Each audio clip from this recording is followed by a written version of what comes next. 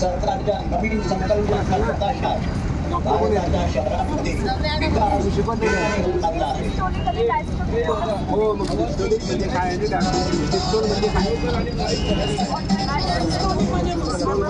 हात जास्त ना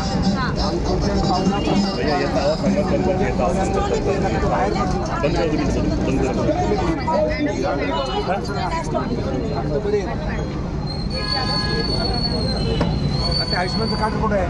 आयुष्मान कार्ड विधानसभा में ही यात्रा आलेली आहे।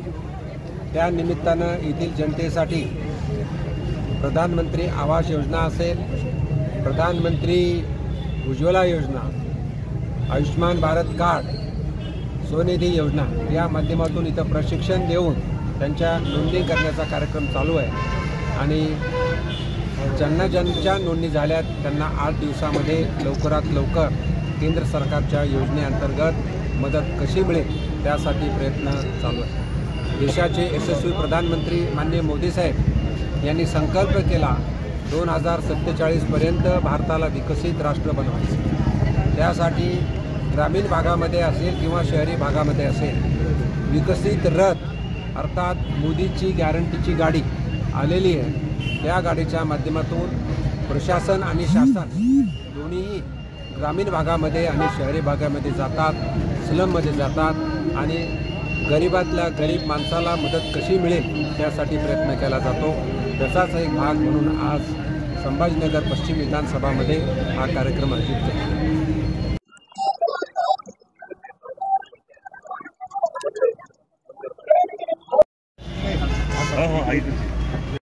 दुसरे नाव सपना खंडारा देखील आज विमानातून प्रवास करून येत आहे।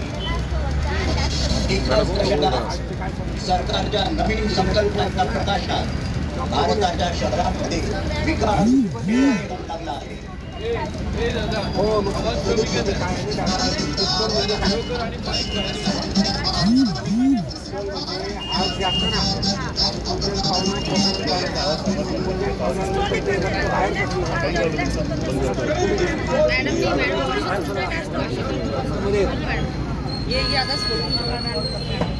आयुष्मान कार्ड कुठे आहे?